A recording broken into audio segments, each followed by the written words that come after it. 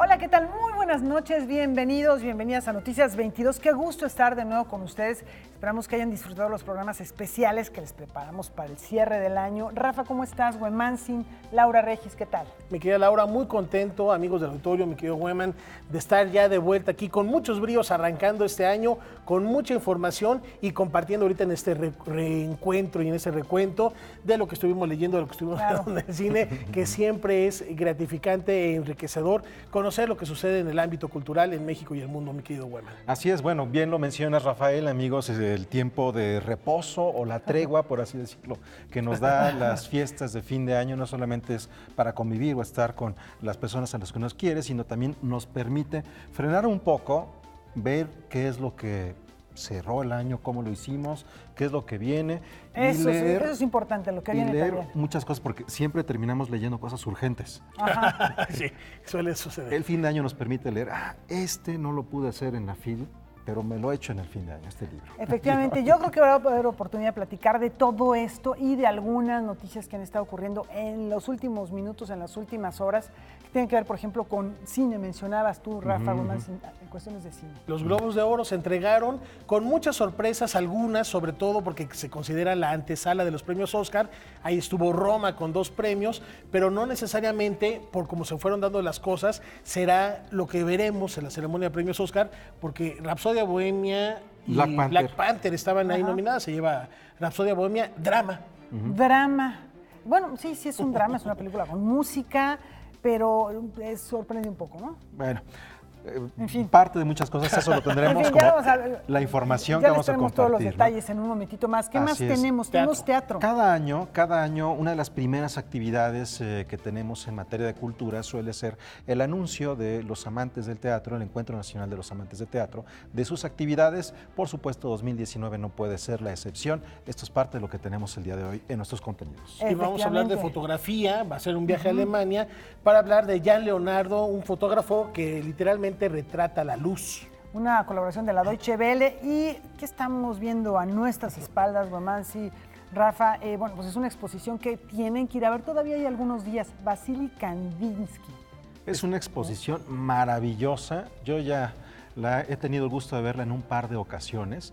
Miren, si se la han perdido, déjenme decirles que para poder ver los cuadros que están reunidos ahora en el Palacio de Bellas Artes, tendrían que viajar a San Petersburgo, a Moscú, a Estados Unidos, a Francia y también a Berlín para poder ver todos los cuadros que ahora están en México. Es verdaderamente una de estas exposiciones envidiables para cualquier capital del mundo. Uno de los grandes artistas que transformó nuestra visión sobre la abstracción, sobre la composición, el color, además de creador, un teórico de la pintura. No se esperen hasta el 27 de enero para disfrutar esta muestra que se llama Pequeños Mundos de Vasily Kandinsky, ahí en el Palacio de Bellas Artes. Y bueno, seguimos aquí platicando, tráiganse el whisky, el ponche, la rosca todavía, lo que haya quedado de rosca de Reyes. ¿Y comenzamos? Nos arrancamos ya.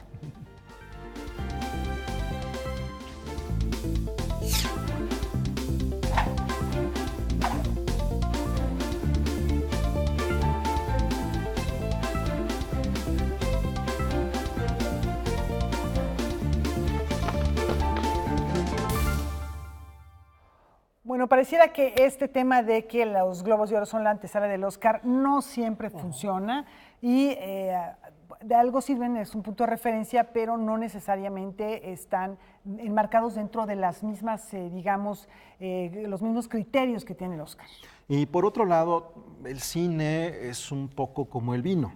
Es decir, hay añadas, como le llaman, a una temporada donde las condiciones climatológicas y la uva, la vid y 1000 factores permiten que haya un buen vino. Así también pasa con el cine. Hay épocas en donde hay enormes películas y yo creo que en este año, si vemos los Globos de Oro, hay muy buenas películas de entretenimiento, muy buenas, que fueron las que son consideradas en los Globos de Oro. Pero si vemos la selección que habrá, por ejemplo, en películas internacionales para el Oscar, bueno, ahí estamos hablando de otro paralelo completamente diferente. Pero se da un fenómeno que no se daba desde Tizoc, allá en los años 60, cuando ahora se lleva 2 premios la película Roma, mejor director y mejor película extranjera, para Cuarón, por esta cinta que también ha causado mucha polémica, mucho revuelo y que seguramente todavía nos dará de qué hablar. Vamos a ver esta nota. Por años se ha dicho que los Globos de Oro son antesala del Oscar. La ceremonia, organizada por la Asociación de la Prensa Extranjera en Hollywood, sirve como termómetro para saber cómo se va a ir desarrollando la temporada de premios. Sin embargo, en esta ocasión, las cosas podrían ser muy diferentes entre una y otra entrega de galardones. Desde el anuncio de las nominaciones, la polémica rodeó la 76 edición de los Globos de Oro, y ahora que se conocen a los ganadores, las críticas y la incertidumbre se han agudizado. Este año no hay una película dominante, pero sorprende muchísimo que Bohemian Rhapsody se haya alzado con la estatuilla a la mejor película de drama. En esta categoría también se encontraba Pantera Negra. En la categoría Mejor Comedia o Musical las cosas no fueron muy diferentes. Ahí encontramos una película como Crazy Rich Asians, entretenida pero a la vez simple y predecible. Al final el premio se lo llevó Green Book, que es más un drama que una comedia. La favorita de Yorgos Lanthimos es bastante mejor que la elegida como triunfadora. Roma, México. Si bien Roma de Alfonso Cuarón se llevó la noche al obtener el premio al mejor director y mejor película de habla no inglesa, es muy temprano para soñar con el Oscar, pues en los Globos de Oro no estuvieron nominadas dos películas que forman parte del shortlist del Oscar. La primera es Pájaros de Verano, que nos presenta una dolorosa realidad sobre el inicio del narcotráfico en Colombia. Y la segunda, y considerada por muchos la verdadera rival a vencer, es Guerra Fría de Pavel Valikovsky, que al igual que Roma fue filmada en blanco y negro. La trama se centra en una historia de amor imposible.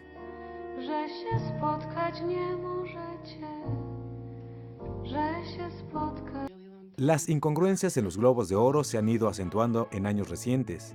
En esta edición, Charlize Theron estaba nominada a Mejor Actriz de Comedia o Musical por Tully, que en realidad es un drama con destellos de comedia.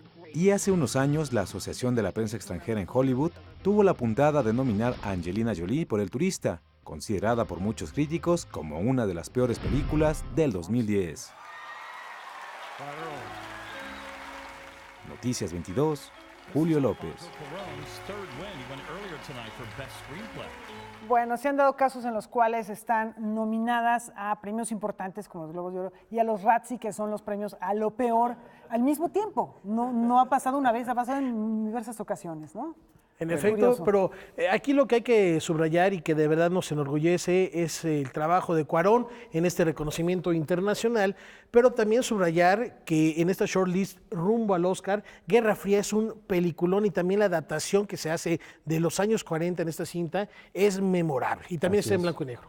Así es, bueno, otra de las películas que está es una colombiana que pueden ver en Cineteca Nacional, Pájaros de Verano. Que ahí lo mencionaba. Bueno, es un peliculón, a mí me falta todavía Guerra Fría, pero estamos hablando de que sí, es mucho más complejo el camino que tiene Cuarón en la forma en la que está o han decidido nominarla en esa categoría que como lo vimos en los Globos de Oro, ¿no?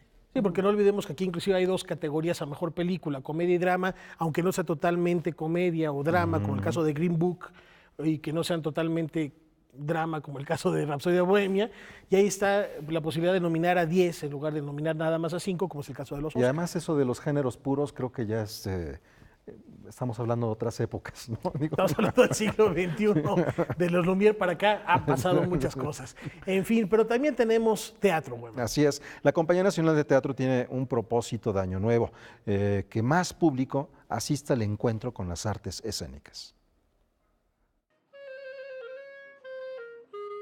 La Coordinación Nacional de Teatro de Limba reanuda su programación en los foros del Centro Cultural del Bosque. Arrancamos el año ya este jueves, 10 de enero, ya arrancamos con nuestras actividades completamente. Bueno, de hecho no se detuvieron ni siquiera porque Los Baños se estuvo presentando ahora durante el mes de diciembre y sigue ahora durante el mes de enero, se estuvo presentando durante el periodo vacacional en el Palacio de Bellas Artes.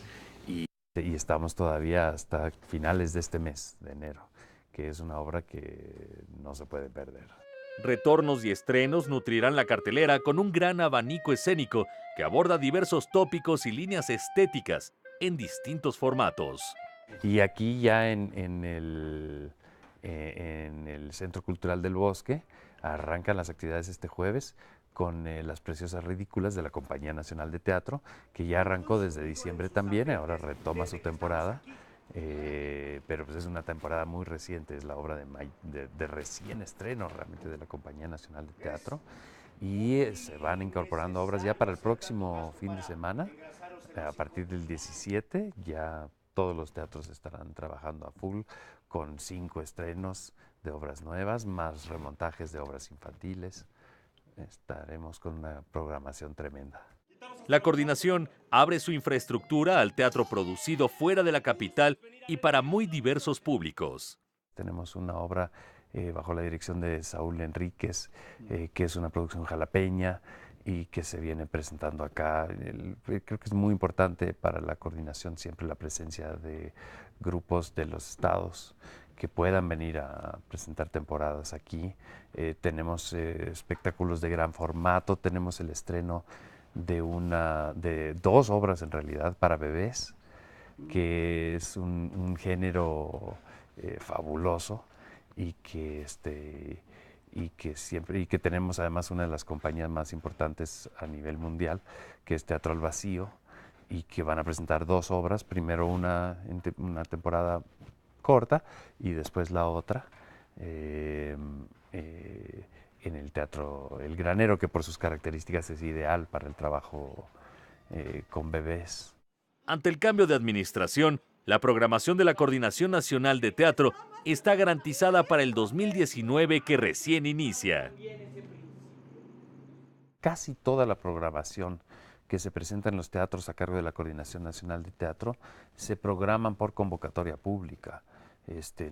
Las obras que se están estrenando ahora son obras que fueron elegidas en la convocatoria que se realizó en junio del año pasado. Entonces realmente en ese sentido no solo la continuidad está garantizada, sino que casi todo el 2019 ya está programado. Ahora les toca reflexionar y a nosotros terminar. Con información y texto de Salvador Perches Galván, Óscar Helguera, Noticias 22.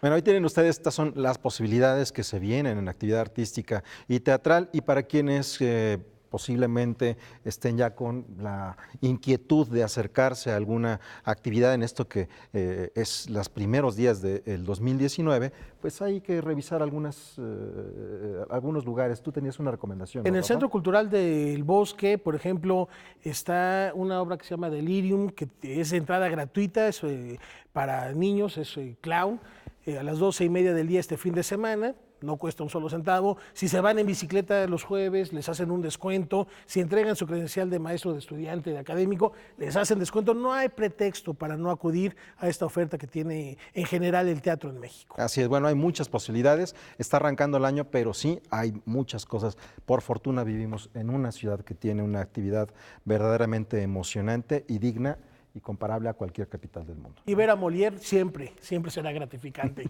Laura. Bueno, y también vamos a platicar algo de literatura, que decíamos, bueno, pues es una época de empezar bien con buenos autores y por qué una revisión de uno de los grandes autores de las letras de todos los tiempos, de Hispanoamérica en particular, Juan Rulfo, de quien se cumplen 33 años de su fallecimiento, y para ello Víctor Gaspar preparó esta guía crítica. Siguiendo la tradición editorial del mundo anglófono y francófono, pero no de lengua española, la Fundación Juan Rulfo y la editorial RM presentan un volumen que definen como Companion Book, en el que se exponen aspectos poco conocidos o inéditos de la vida y obra del autor del Llano en Llamas. Se abordan por especialistas los 3 títulos básicos de Rulfo, pero la recepción de cada uno de ellos también, ¿no? En el caso del Gallo de Oro está Dylan Brennan, que es un irlandés cuya tesis doctoral es sobre el Gallo de Oro, François Perius con El Llano en Llamas y José Carlos González Bolscho con Pedro Páramo, pero en los 3 títulos Jorge Cepeda explora la recepción que, en fin, se puede resumir en pocas páginas. Coordinado por Jorge Cepeda y Víctor Jiménez, Juan Rulfo y su obra Una guía práctica aporta una visión más íntima sobre el escritor tapatío.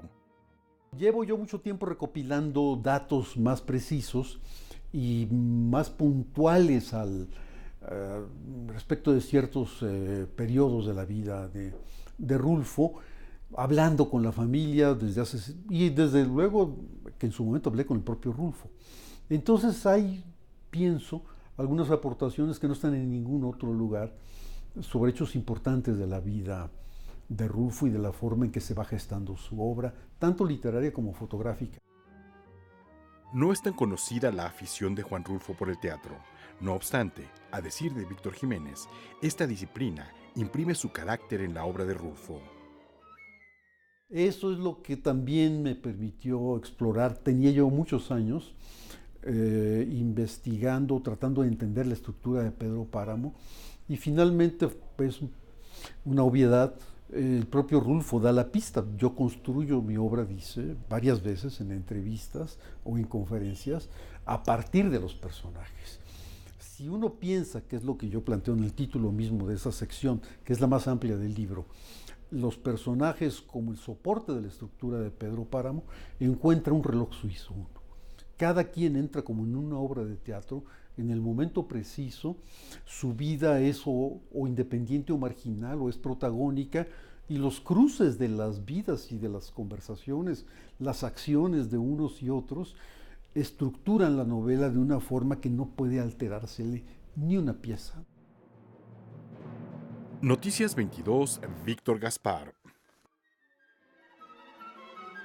Bueno, pues es un trabajo el que se ha hecho, bueno, hay varios autores que han recopilado anécdotas de cómo era Juan Rulfo. Hay toda una digamos, leyenda en torno a este hombre. Se ha dicho mucho de su carácter, que era un tanto reservado, pero que le gustaba también la amistad de ciertas personas y que tenía un círculo muy particular para platicar de literatura. No necesariamente hablaba de literatura todo el tiempo, sino que le gustaba hablar de cosas muy diversas.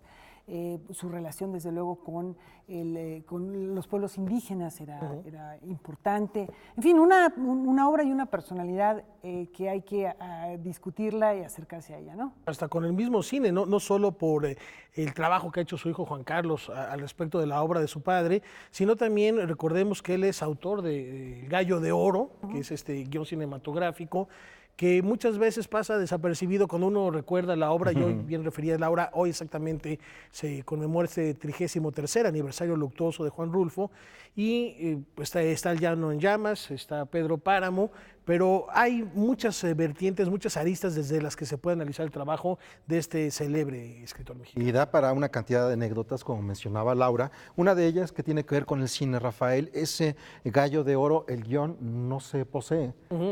La forma en que podemos leerlo es gracias a que Jorge Ayala Blanco hace una transcripción de toda la película, y es la forma en la que está compilada entre las obras completas de Juan Rulfo en este libro crítico, que este tipo de ediciones son muy comunes entre los países anglosajones, de tener la obra y el estudio crítico ahí junto.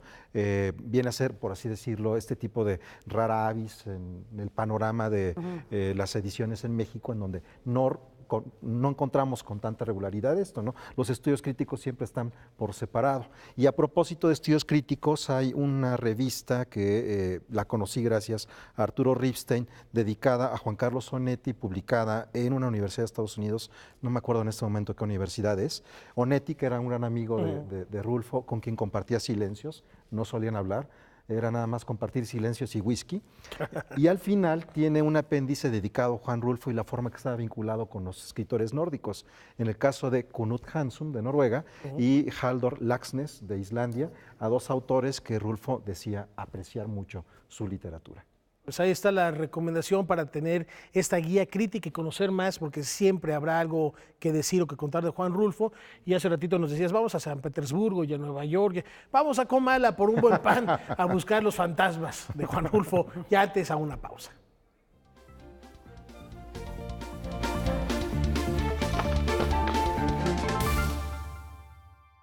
Bueno, vamos a invitarlos a un museo, Rafa. Y así es, y a recordar este espíritu de fraternidad que identificó a la Olimpiada Cultural de México en 1968, que como bien indicas, Laura, ahora esta memoria llega al Museo Nacional de la Revolución. Sí, y a partir de algo en particular que es la Ruta de la Amistad. Con motivo de los Juegos Olímpicos de 1968 y como parte de las actividades culturales organizadas en torno a este magno evento, se creó la Ruta de la Amistad ese mismo año, un corredor escultórico formado por 19 piezas de artistas de todo el mundo y 3 piezas más de artistas invitados. Estas monumentales obras de más de 7 metros de altura han sido replicadas a escala por jóvenes estudiantes del Instituto Politécnico Nacional en la exposición México 68-2018, replicando la Ruta de la Amistad que se presenta en el Museo Nacional de la Revolución. Nosotros fuimos organizadores de la Olimpiada en México 68 y ahí le pidieron al arquitecto Pedro Ramírez Vázquez y al artista plástico Matías Guérez que tuvieran a bien hacer la Olimpiada Cultural. Y parte de la Olimpiada Cultural fue hacer estas esculturas. Invitaron a artistas plásticos de diferentes países y entonces se organizaron 22 esculturas para hacer el corredor escultórico más grande, no solamente de América, sino del mundo. Esta es la tercera vez donde nos mostramos. La primera vez fue en el Colegio de Arquitectos. En el Día Mundial de la Arquitectura fuimos invitados por el Colegio de Arquitectos para presentarlas y son 22 piezas. Posteriormente fuimos a la Universidad de La Salle, a la Escuela de Arquitectura, que nos invitaron, y en este tercer lugar, por cuestiones de tamaño, se seleccionaron 12 piezas. El proyecto surgió como un trabajo académico de las asignaturas optativas Integración Plástica y Concursos de Proyectos impartidas por el profesor Ramón Eladio Álvarez en la ESIA Tecamachalco. Por un lado, la realización de las esculturas a escala y por el otro, el diseño de las bases que soportarán las piezas en la muestra. De ahí cada uno seleccionó diferentes formas, diferentes materiales y al final de este concurso nos dimos cuenta que no habíamos tomado en consideración muchos factores, como es el peso de las maquetas y el material también que iban a utilizar nuestros compañeros para llegar a seleccionar un diseño que tuviera un equilibrio con las bases y cumplieran obviamente también con su función. Madera, aluminio, pasta automotriz, acero inoxidable son algunos de los materiales utilizados para la creación de las maquetas a escala. Además, estas réplicas tratan de imitar las texturas y detalles de cada una de las piezas originales, para así dar un panorama realista de cómo lucen las obras que integran la Ruta de la Amistad. A lo que nos enfrentamos fue mucho el poder decidir una escala, porque no sabíamos cómo poder hacer visualmente agradable. Incluso habíamos comentado de que las piezas grandes, como lo pueden ver, se hicieran más pequeñas y que las pequeñas se hicieran grandes para que pues fuesen del mismo tamaño, pero no, decidimos y fue casi necesidad hacerlas en su escala real para que pudiéramos apreciarlas bien. La exposición México 68-2018, replicando la Ruta de la Amistad, se podrá visitar hasta el 27 de enero del 2019 en la Galería Media Luna del Museo Nacional de la Revolución. Con información de Fernando Salinas, César H. Meléndez, Noticias 22. Bueno, y ahí, ya estando en el Museo de la Revolución, darse una vueltecita por la museografía que tiene, que realmente es muy atractiva, pasearse por la plaza. Sí, recordar la historia de aquello que en algún momento Porfirio Díaz había concebido como el Palacio Legislativo, Hueman. Así es. Bueno, y abundando un poco con la información que nos comparte Fernando Salinas en esta nota a propósito de la Ruta de la Amistad, que conocemos muy bien aquí en Noticias 22 y que hemos tenido el gusto de compartir con ustedes a lo largo de varios años, porque todas estas esculturas que están allí, hubo un momento en el que quedaron absolutamente escondidas o tragadas por la mancha urbana. Es decir, imagínense hace 50 años y medio cómo era Periférico. Hay fotografías en donde incluso se alcanzan a ver ahí algunas vacas en Periférico Sur. Cuando estaba el Estadio Olímpico 68, la Casa de los Pumas frente a Rectoría, era un estadio que no tenía nada alrededor más que piedra volcánica, y entonces tenía todo un poder arquitectónico, artístico, visual profundamente poderoso que, bueno, ha perdido ese estadio. Cuando cuento esto, es que es a lo largo de ese periférico, en esas condiciones, es como se colocaron las esculturas que después terminaron tragadas por la ciudad y que nosotros hemos sido testigos de cómo el patronato ha hecho un esfuerzo verdaderamente mayúsculo. Pues es carísimo. Para ir realmente es muy reacomodando cada costoso. una Es de una ellas. parte importante del trabajo del patronato de la Ruta de la Amistad que se dé el cuidado apropiado a estas piezas. Cada una de ellas está hecha con materiales y con técnicas muy peculiares, entonces no es que un solo restaurador pueda encargarse de todas ellas. Es dinero, es estudio, es interés, bueno, es parte de nuestro paisaje y bueno, pues está haciendo un trabajo que no ha sido nada sencillo. Así es, y bueno, la Ruta de la Amistad es una de esas cosas que ocurrieron nada más en México. ¿Sí? O mejor dicho, a partir de México, con los Juegos Olímpicos de 1968, ocurrieron dos cosas importantes. La cultura como parte de la actividad olímpica cultural, que en realidad los Juegos Olímpicos en el pasado, los panhelénicos, estaban vinculados de manera íntima con la poesía, con la música y lo que hoy llamamos deporte. Pero era hasta México 68 cuando la cultura formó parte también de los Juegos Olímpicos, y otra cosa que nace con 1968 y México y las Olimpiadas es la protesta civil, aprovechando estos escenarios mundiales que en este caso eran los Juegos Olímpicos. Los reflectores, prácticamente la mirada del mundo puesta en México a partir de esta gesta deportiva. Y ahí está la invitación, como bien dices, a recorrer y rescatar. Me gusta lo que dice Weyman. Visitamos el Museo de la Revolución, vemos estas obras y después podemos hacer el recorrido por ese periférico entre segundos pisos y manchas urbanas. Despacito, porque si volteas rescatar la memoria. Mejor a pie, mejor a pie. Se por bajan en el Metrobús, ahí donde está el centro comercial, y pueden ver ahí varias. Sin problema, o como dice el entrevistado, pero no. Pero no necesariamente así. Y tenemos más información también referente al teatro, ya nos los comentabas al inicio del programa, Weyman. Así es, cada inicio de año tenemos como primera noticia las actividades del Encuentro Nacional de Amantes del Teatro. ¡Pinche subnormal! Son los restos de un mamut. ¿Y? El Encuentro Nacional de los Amantes del Teatro llega a su 31ª edición. Ininterrumpidas. Y de hecho son 5 más porque al principio era selectiva nacional. Entonces a partir del 85 ya lo hicimos Amantes del Teatro. Cuando yo estuve vivo, fui escritor. El encuentro ha sido semillero de talentos para integrarse a la vida profesional de las artes escénicas. Cantidad ahorita ya están en la fama total, ¿no? O sea, muchos vienen de provincia, porque ya sabes que de muchos estados de la República se presentan cada año, y llegan y se conectan, por eso es un encuentro, y bueno, hacen carrera aquí en la ciudad. Con sus peculiares características, el evento ha incentivado la formación de públicos. No es un festival, no es un concurso, es un encuentro. Entonces, en este encuentro está toda la prensa, están los técnicos, están el público, que ese es otro renglón muy importante del encuentro, que hemos formado público. ¿Entiendes? Entonces es un público que ya llega. Ahorita me dio hasta emoción ver gentes que vinieron a preguntar que ya íbamos a empezar, que en qué teatro íbamos a estar. Entonces nos siguen. Y bueno, eso es muy importante, pero además se les educa. Los amantes del teatro están muy próximos a encontrarse en una nueva sede, el Teatro Isabela Corona en Tlatelolco. Los esperamos sábados, domingos, lunes y martes de todas las semanas de enero a terminar los primeros días de febrero. Vénganse. Con información y texto de Salvador Perches Galván, Óscar Helguera, Noticias 22. Nosotros nos dedicamos a despachar babosos, no andar vendiendo... Bueno, con esa invitación y con esa diversidad de propuestas, yo creo que habrá alguna que le gustará a nuestro público, Rafa. Y saber qué se está haciendo en otras partes de la República con respecto a las artes escénicas.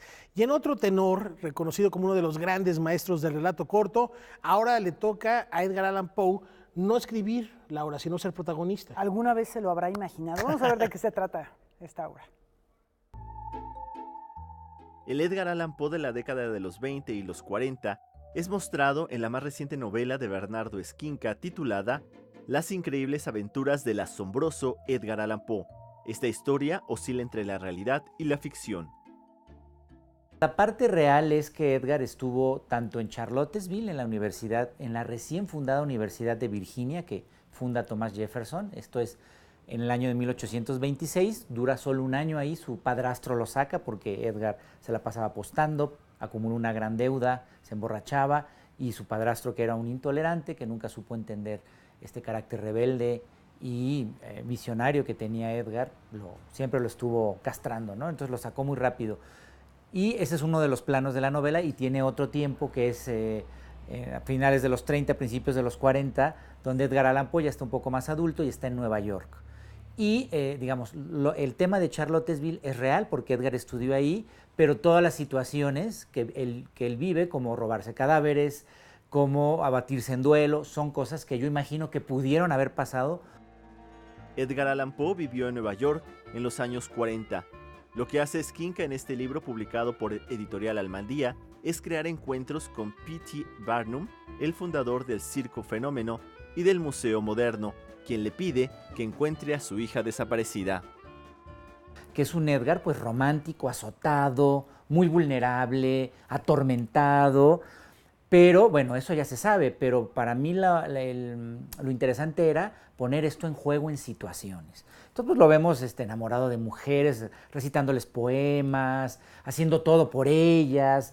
Por supuesto que se enamora de Cordelia, la hija de P.T. Barnum, y eso lo lleva a meterse en mil aventuras y en riesgos con tal de encontrarla, porque la conoció años antes de que desapareciera, y entonces es el amor, este amor romántico, platónico, que también él mostró en su vida. Noticias 22, Alberto Aranda. Bueno, pues es un gran personaje que bien merece ser abordado desde la ficción, desde la investigación. Hay muchos libros en los que se investigan esta serie de tramas de las que se habla. Era protagonista Edgar Allan Poe. Y Bernardo Esquinca sabe escribir también de terror bastante bien, entonces el suspenso se mantiene ahí vigente, y ha sido este personaje figura de cualquier cantidad de adaptaciones. Por ahí inclusive en las plataformas digitales hay una serie animada donde recrea las aventuras de Edgar Allan Poe cuando era niño, y también otros personajes y otras obras, inclusive en el cine Weyman, que se inspiran en este personaje. Por ahí está en cartelera ahorita una película que en español le pusieron Las Musas del Diablo. Es una película irlandesa, bastante sui generis, porque va mezclando, no acaba de ser una película de terror, porque tiene mucho de cine negro, tiene mucho de cine de detectivesco, y está, por supuesto, la referencia inmediata a la obra de Poe. Y hay una cosa ahorita que dices, me acuerdo también de una que hicieron con John Cusack, en donde pareciera que tiene que ir resolviendo crímenes que van inspirando su obra, pero más allá de eso hay un librazo que les recomiendo mucho que se llama Eureka, que es el Edgar Allan Poe, no del todo conocido, es el Poe ensayista, y es el último libro que escribe cuando muere su mujer. Él queda profundamente deprimido y hace un ensayo ahí medio esotérico, bellísimo, que pueden encontrar en EDAF, y Páginas de la Espuma está recopilando todos los ensayos, apenas han sacado un volumen. Entonces es un autor, y bueno, Cortázar, que es el que hace la traducción al español, es fascinante, ¿no? Y que yo creo que es la parte que menos conocemos, lo conocemos más bien por sus relatos breves, ¿no? Así es. El mito de Chulo. Efectivamente. Por supuesto. Vamos a una brevísima pausa y ya volvemos. Volvemos.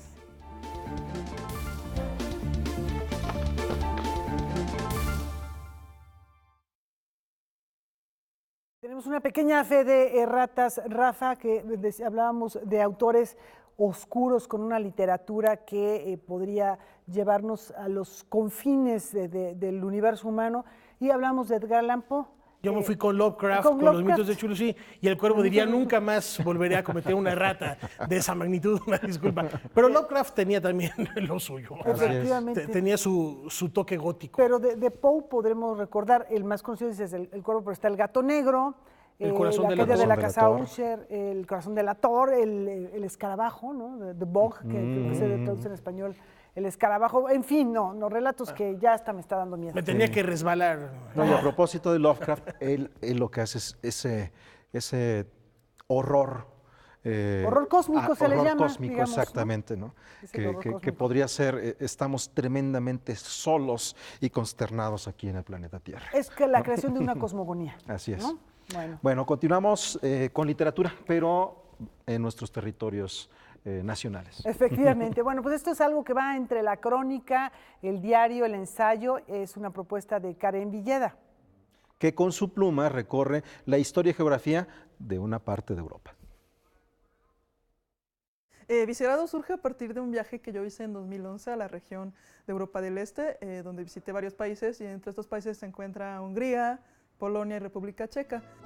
Híbrido entre crónica de viaje, ensayo literario y diario, Vicegrado deja ver el deslumbramiento de su autora, Karen Villeda, por la literatura que se gestó en estos países de Europa del Este y a partir de ahí el descubrimiento de los mismos. Hay un ensayo donde hablo específicamente de mi acercamiento a Polonia, que no solo es a partir de la poesía de Wisława Szymborska, ¿no? Esta gran poeta que a todos nos encanta, bueno, a mí me encanta, sino también de una serie de libros que se conocen como novelas de Aduro en la industria editorial española, donde publicaban ficciones basadas en el nazismo. O sea, a mí me he dado cuenta que estando yo en ese país, por ejemplo, tenía que contrastar esta idea que había surgido a partir de productos populares, culturales, ¿no? Por ejemplo, incluso cómo podía configurar el Holocausto en mi cabeza la industria hollywoodense con las películas que tiene al respecto, ¿no? Otro hallazgo de Karen durante este viaje fue el barrio en Praga en donde se desarrolla La insoportable levedad del ser de Milan Kundera. Kundera no es un escritor que a mí me llame la atención particularmente, sin embargo yo estando en Praga me enfrenté a una ciudad que no me gustaba del todo y cuando yo platico esto con algunas personas allegadas a mí que han visitado Praga y que les parece una ciudad hermosa porque es como de cuentos de hadas, yo procuro refutarlo, ¿no? A mí es una ciudad que no me gustó, que de entrada me pareció como que me rechazaba, me estaban a asaltar y total que caminando y caminando nos perdimos en la colina de Petrín. Y ese es un lugar que aparece en el libro de La insoportabilidad del ser. O sea, a partir de ahí retomo, ¿no? Esta idea de Tomás y Teresa, los personajes de La insoportabilidad del ser.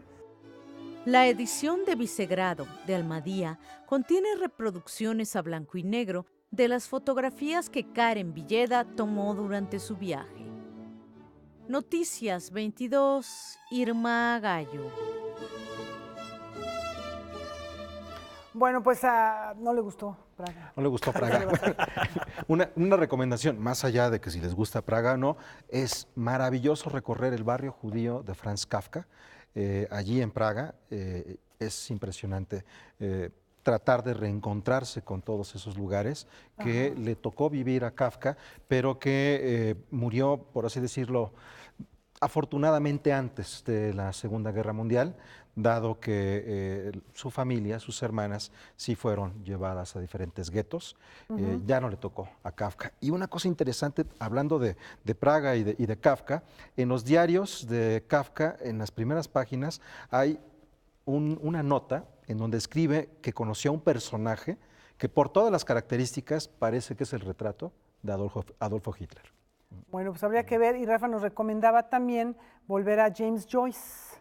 Perfecto, pues ya que estamos haciendo el recorrido... Porque es un recorrido que aquí se ha hecho en varias ocasiones. Que lo hace Alejandro Toledo. Que es, efectivamente, y bueno, pues hay varios autores que se reúnen para hacer el recorrido que hizo en su momento, el Bloomsday, efectivamente, así se le llama, el Ulises, ¿no? Que bueno, es un día, es un recorrido de un solo día, y de ahí pues esta enorme obra. Incluso comen unos riñones. Novela. Unos riñones de cordero.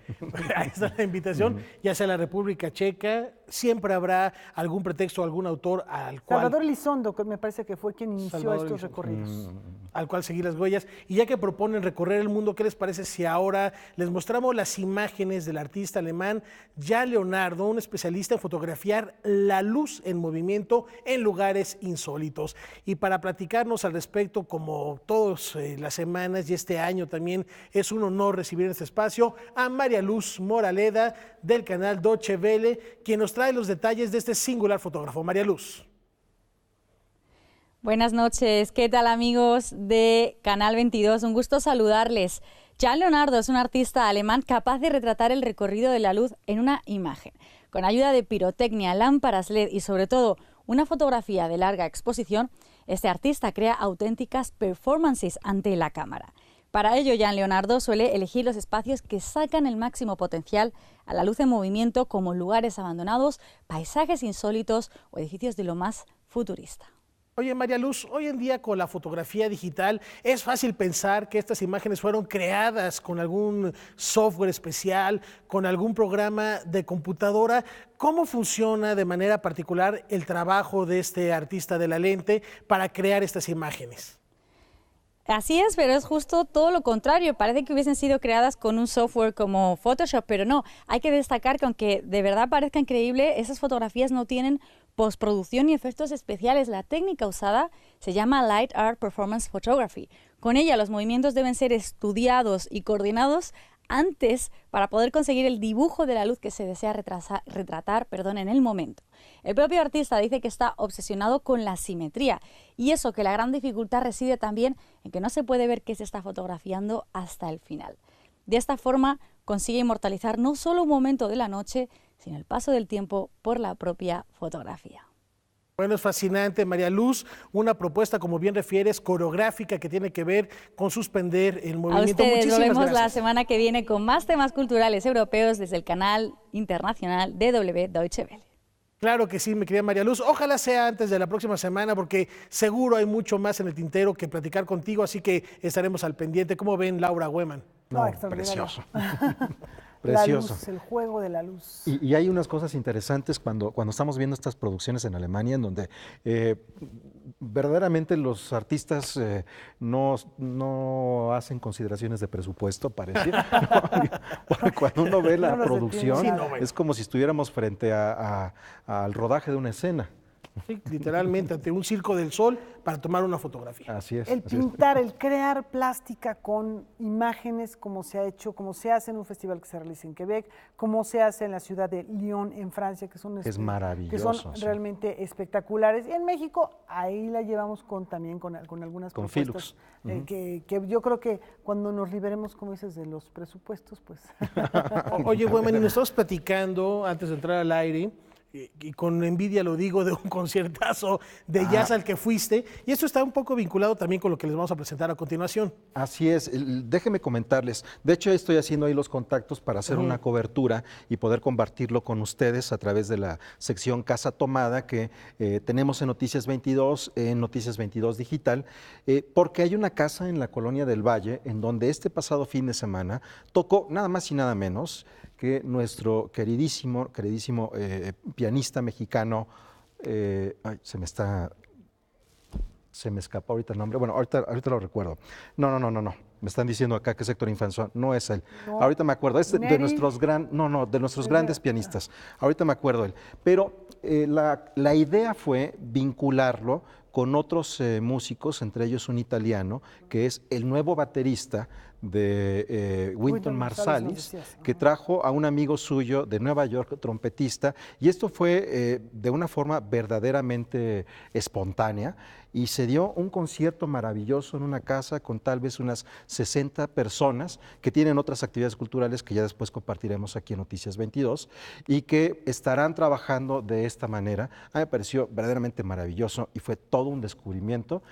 Caminar unos pasos, de entrar a una casa y tener un súper concierto de jazz, y va justamente con otro de nuestros orgullos en ese género musical. ¿Alex Mercado? Alex Mercado, exactamente, se me estaba yendo. Bueno. Alex Mercado, ahí estuvo con estos dos personajes y fue verdaderamente maravilloso. Otro gran músico mexicano vinculado con el jazz. Efectivamente, que bueno, se trata del baterista Antonio Sánchez, que con su música borra cualquier frontera, y justo su nuevo disco tiene que ver con los migrantes y la situación que viven. Antonio Sánchez se considera un científico loco, explorador de los colores y los diferentes sonidos de la música. Migration fue el nombre del primer material discográfico que presentó en 2006 y desde entonces, el éxodo es un tema constante en su trabajo como compositor. Residente de Estados Unidos, el baterista mexicano aborda las travesías de las personas que dejan sus países de origen de manera voluntaria o forzada en su reciente producción musical, Lines in the Sun. El primer tema se llama Travesía, y hay Travesía, la introducción de Travesía y Travesía parte 1 y 2, que es una composición bastante larga. La introducción de Travesía, yo quería empezar el disco con algo polémico y algo fuerte que fuera, pues, por decirlo de alguna manera, impresionante al principio. Entonces lo que hice fue, me puse a buscar en línea gente que ha sido arrestada por la policía de migración, que se llama ICE en inglés, y hice un collage de un montón de gente diferente que estaba siendo detenida simplemente por cómo se ven, ¿no? por prejuicio racial. Y le puse otros sonidos por atrás, ¿no? Y va creciendo en intensidad el collage hasta que se empiezan a oír gritos. Y todo esto son cosas que yo encontré realmente que sucedieron, ¿no? Nada más las corté y las edité. Y posteriormente ya empieza la música. Acompañado por su banda Migration, Antonio Sánchez retoma 3 temas de su disco pasado, Bad Hombre, en el que sin melodías experimenta con los sonidos de la batería y la electrónica para mezclarlos con cuerdas y acompañarlos con la voz de su esposa. Y lo que se me ocurrió hacer es poner un poco poner poemas. Entonces encontré el poema de 2 chicas que son mexicanas, americanas, que viven en Texas. Lo encontré en YouTube, me encantó, y lo puse encima de uno de los temas, nada más para ver cómo sonaba, y me encantó, o sea, se me puso la piel de gallina. Y al final del disco puse otro poema de un chico que se llama Jonathan Mendoza, que es el hijo de uno de mis primeros maestros que tuve en Berkeley en 1993, hace ya 25 años. Está dedicado todo al viaje que están haciendo estos migrantes y a la vida que están haciendo tratando de llegar a un lugar a otro, que están pasando por cosas muy difíciles. Noticias 22, Karen Rivera. Gran trayectoria y gran trabajo el de Antonio Sánchez. Y en su más reciente libro, Un lugar bajo el sol, el etnólogo y crítico de arte Sergio Raúl Arroyo describe su andar en el ámbito cultural mexicano.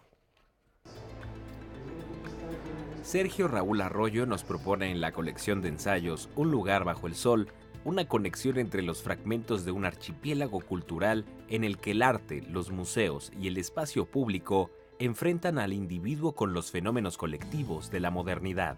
También el libro creo que puede verse como un itinerario, una bitácora de trabajo, hablando de los temas, buscando alcanzar un nivel crítico de las cosas que se han hecho.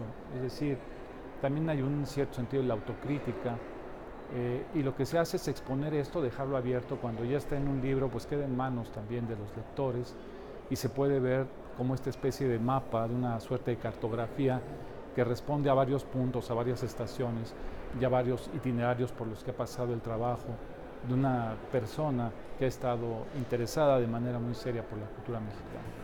A través de su escritura y de las imágenes que integran cada texto, se traza una lectura que da cuenta de las relaciones y circunstancias que envuelven obras, exposiciones y fenómenos de un mundo cambiante.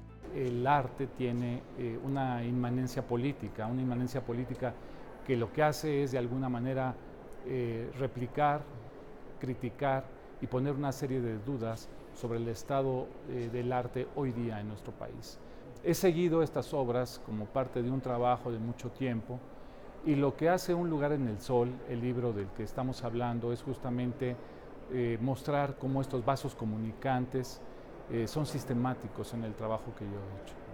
52 ensayos en 5 divisiones capitulares componen Un lugar bajo el sol y otros ensayos. El título responde a una frase de Mussolini, cuando él anuncia la invasión a Abisinia. Lo que le dice al pueblo italiano es una promesa, que parece una promesa luminosa. Les voy a encontrar un lugar bajo el sol. La empresa de Abisinia fracasa, muere buena parte del ejército italiano, quedan en el desierto tirados, y la imagen, un fotomontaje de John Harfield, el gran fotomontajista alemán, muestra las hienas devorando los cadáveres de los soldados italianos. Con información de Salvador Perches Galván, César H. Meléndez, Noticias 22. Bueno, pues era muy interesante conocer la experiencia, el punto de vista de Sergio Raúl Arroyo, que tiene un andar muy interesante en el mundo de la cultura. Claro, en el mundo de la cultura y también en el mundo del arte. Otro de los libros que él ha participado, coordinado, se llama Códex y tiene que ver con un análisis del graffiti como parte de una forma de lenguaje en nuestro país. Es verdaderamente un trabajo muy interesante. Nos vamos a la pausa.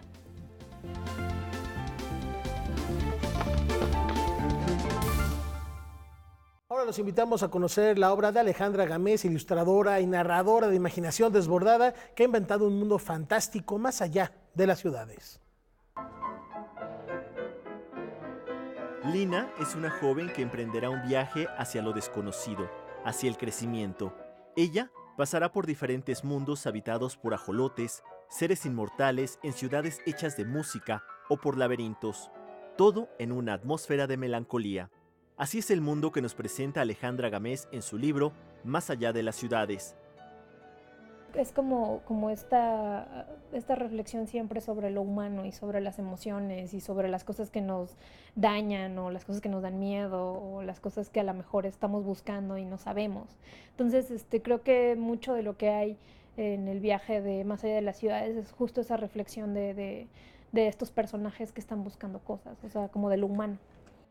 Para este libro, publicado por Editorial Océano, se contó con las ilustraciones de Axur Eneas. Con esta mancuerna, la autora lleva a Lina por distintos mundos, conociendo seres que le ayudarán a darle respuesta a sus preguntas. Ella encuentra compañeros en el camino, o sea, entre ellos una pequeña niña que está en como este viaje que tiene que emprender en su aldea a los 13, 14 años. Para este viaje de madurez y bueno, ella tiene su propia historia, pero además se encuentra una ciudad donde todos son literalmente como pedazos de personas, o sea, son seres como incompletos y todo su alrededor está incompleto, pero digamos, eso no implica que ellos estén incompletos. Me gustan mucho las historias de fantasía que se desarrollan en como universos que pueden tener 80,000 posibilidades, que en este caso se engloban como en historias que el personaje va atravesando después de un inicio un poco crudo de este viaje y va recorriendo estas ciudades que tienen características diferentes, o sea que puede haber ciudades en el cielo, submarinas o de fantasmas o de seres inmortales. Noticias 22, Alberto Aranda. Ya nos despedimos y lo hacemos con música. Así es, y tiene que ver con una violinista que hoy celebra 41 años de edad y ella es de los Países Bajos. Directamente desde Holanda, Jannie Jansen, muy joven y muy talentosa, ha hecho una carrera verdaderamente sorprendente y celebrando su cumpleaños es con lo que los dejamos y la invitación a que nos acompañen mañana en el horario de costumbre Noticias 22. Muchísimas gracias. Feliz año. Disfrútenlo, buenas noches.